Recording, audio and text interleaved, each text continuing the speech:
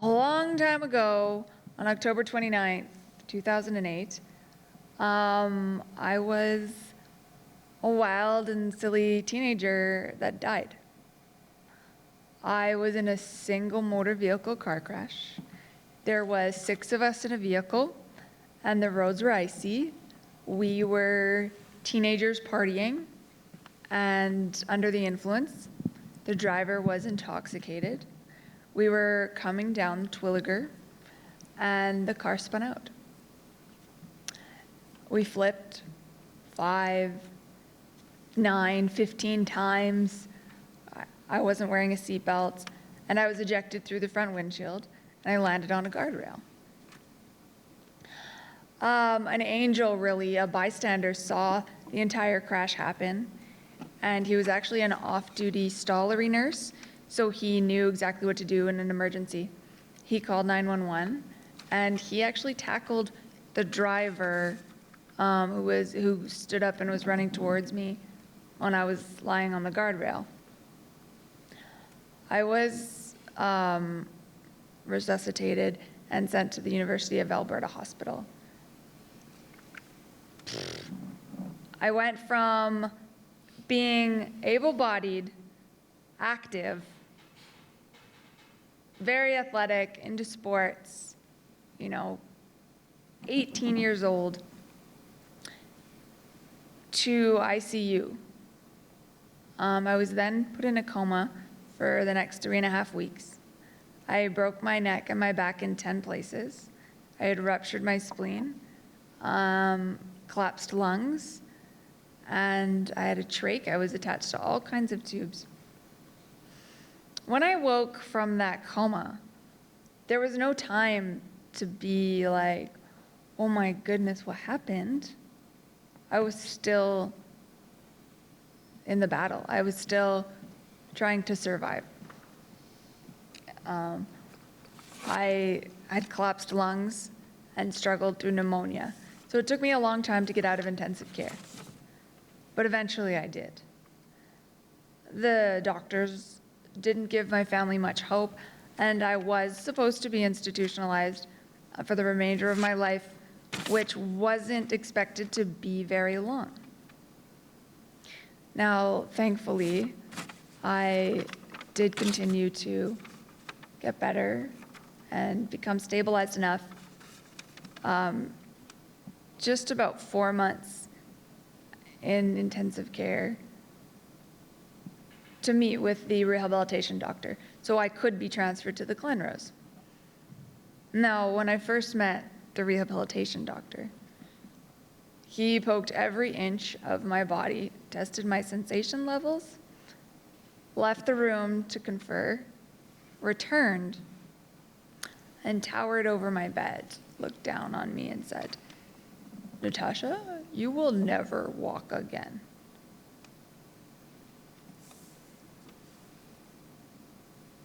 Did he just say, did it?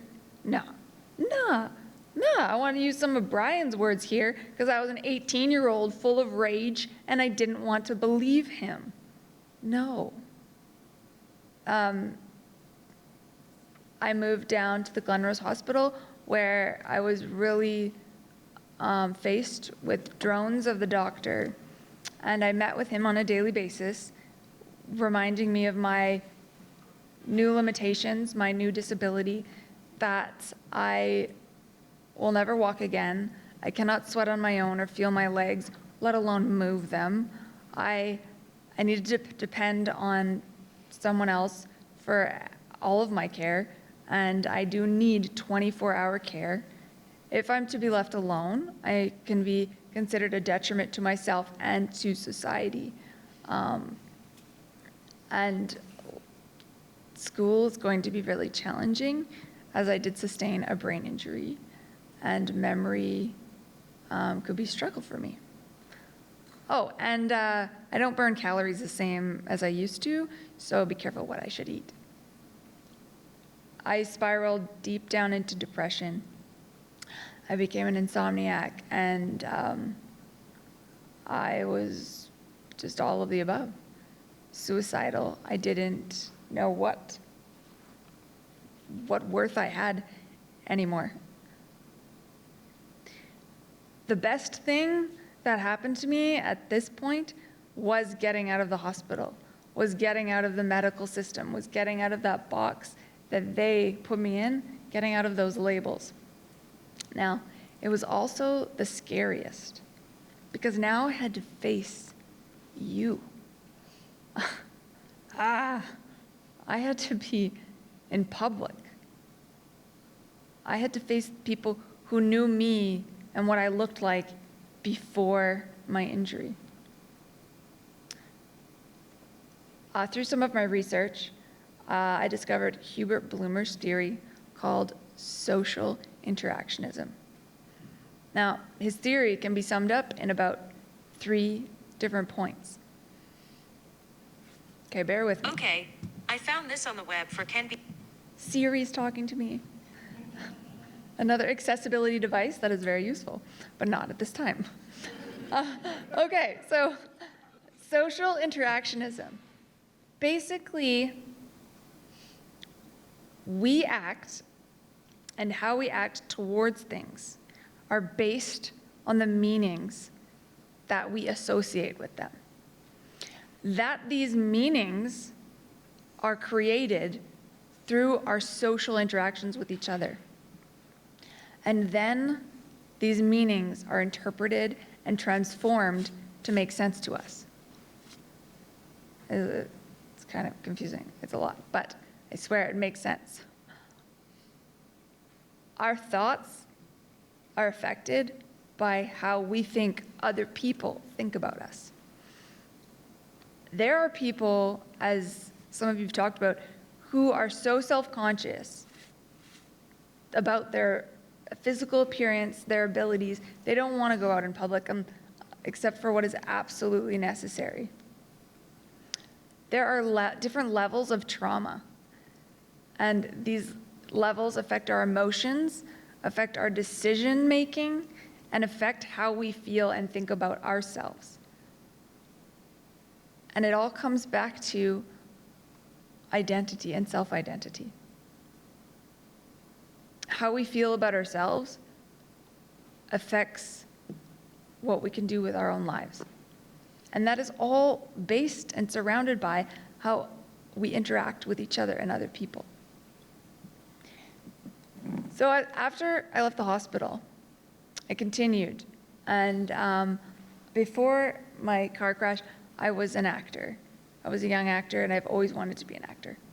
But in my new body, with my new abilities, I never ever imagined that I would be able to do it again. So kind of reluctantly, and almost as a joke to myself, I did apply to the University of Regina, as I was in Saskatchewan for rehab at the time. They accepted me, baffling enough, but they had no clue what to do with me. When I got there, I was welcomed, but you could feel the hesitation, you could feel the fear. And even though I enrolled in classes, I experienced a huge amount of discrimination. And they really tried, but they just didn't know exactly what to do with me. There were professors and professionals who were open-minded enough to work together with me, to find ways, and there were those who were not. I had a professor who would literally tell me every class that I showed up to sit on the side and watch as the other students participate.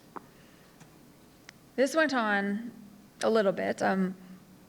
I tried to respect the professional in the room, but soon I left the class, and I knew this wasn't right. I wasn't the only student in the class that had a physical disability that was being asked to sit on the side and watch. So I did change classes. I went into the same class with a new professor, and we got through it. The other professor had requested that this class be exempt from my curriculum due to my situation. I took the class, and I eventually did file discrimination complaints that did reprimand this professor, but it was the people who were willing to make changes and adaptations. The formal training behind theater is Stanislavski's method, and it literally says that your body should be stripped of all idiosyncrasies. But how is that possible? I'm paralyzed. So that means that I cannot act? Theater really needed to be rewritten in an inclusive way. And after my academic career at the university, they installed push buttons on the theater lounge doors and the accessible washrooms close by.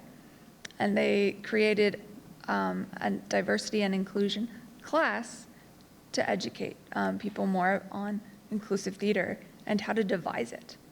Now, we had to create a lot of the work that we wanted to perform because I expected my young, naive self really thought an institution like a university would be inclusive and be accessible. They had to accept me. What, right? I learned that is not the case. So to go out in the professional world and expect anything more, good luck. So I became part of a theater company, which is a disability-led organization founded by Tracy Foster in Saskatchewan. And we wrote and devised and toured our own shows. Because when I auditioned for work, again, the casting agents wouldn't know what to do with me. Now, the confidence that it takes has to be pushed for. The self-conscious headspace that kept me at home is based on the fear of judgment, fear of mocking, fear of not seeing me for me, fear of being pitied. These are things that have kept me home, and not wanting to live life like everyone else. This self-conscious headspace, it stops people from living. Now, people with physical disabilities don't want to go out, and people with invisible disabilities don't want to disclose. I know that I've tried in many instances to look less disabled than I really am because of this fear. The beauty behind social interactionism and the theory is that it can be changed. We can change how we think about ourselves based on experiences that we have. So if we are able to create positive experiences for people, each other, for our interactions with people with disabilities, it's in our minds. If we can create a safe place, people will want to live, people will want to participate, and people will want to go out. And we can coexist and even do more than that. We can just live together peacefully and successfully and create more opportunity for people with all abilities. Now, I'm going to share a piece that I feel like is very close to this topic and that I've written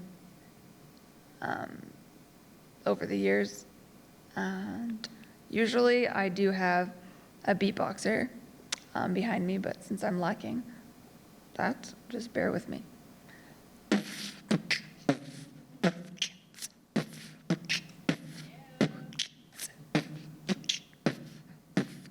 I've heard them say, she cannot dance. I see them turn, pop and lock, twist, flip, and flop. Will I really never get the chance? Music has always made me feel alive. For this reason alone, I survive. Yes, it is true, I can no longer chasse, or pirouettes. How to work it and twerk it, my body does forget. I cannot moonwalk or do the worm. No, my friends, my form of dance looks more like a squirm. They pity me at first glance. Staring and glaring, I can't make it stop. I've heard them say she cannot dance. Many misconceptions encumber disability. Much unspoken taboo flowed through society. Who is to determine how much we can and cannot do but ourselves? A fog curtain is closed on inclusion. It is dull, although still evident. We must not hide from the world. We must not sit silent. I question my ability to take a stance. Should I give up grooving to hip hop? Huh? Will I really never get the chance? People possess the power to penetrate enlightenment and change. Curious minds are afraid to ask, and their fears limit their thoughts to understand what ailments are necessary and what limitations are self-made. Isn't cowardice of acceptance a greater detriment than paralysis? We all have the ability to accept or deny. Therefore, we can all be victims of denial. I am in a wheelchair. I cannot prance, but I can still move to the beat and bop. Will I really never get the chance? The common public is sheltered from the truth of the trials, tribulations, and totality that our youth are fed daily in reality. This will not throw my pride off balance. I will feel the music until I drop. I've heard them say, she cannot dance. Will I really never get the chance? There will be no peace and serenity without having complete and stable equality. In order for the minority to diffuse with the majority, there must be a collective authority. In the need for accessibility and inclusion, our broken bodies are not the problem. It is simply what goes on in our minds and how we use them. Thank you. That's it.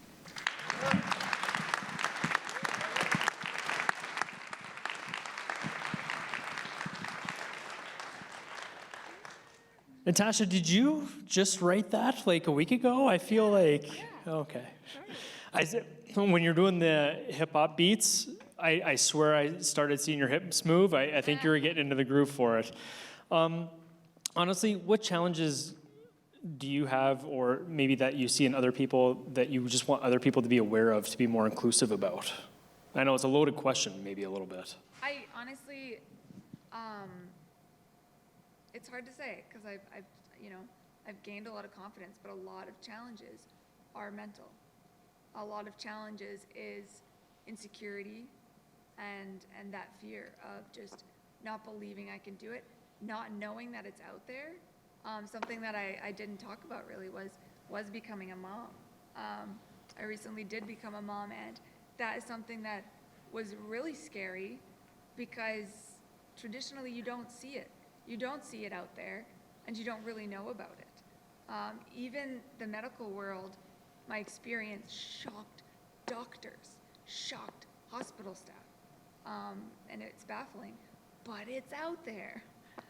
So I think that it's your own life, and it's confidence that we need, and the camaraderie of each other getting out there. And you've seen opportunities even in the last couple of years.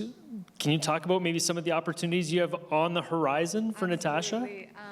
I mean, linking up with Kello introduced me to being on the map.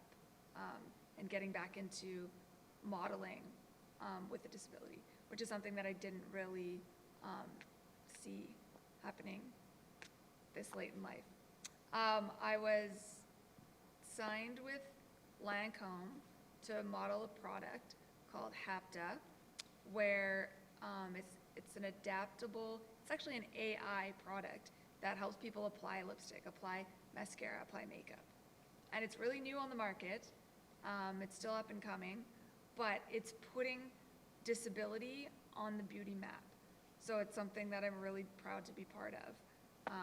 And it's just it's going to do so much socially, I believe, for making our world more inclusive. Any last words of advice for the crowd here today? I truly believe it's in our minds. You know, especially at Goodwill, we work so hard at a lot of physical barriers, and mental barriers, but so much of it is in our minds and what we can do with that, how we communicate with each other, how we makes the space safe and comfortable for other people. So if we hold that with ourselves, we can make a lot of change. It doesn't have to be physical, always. Ladies and gentlemen, Natasha Urkow.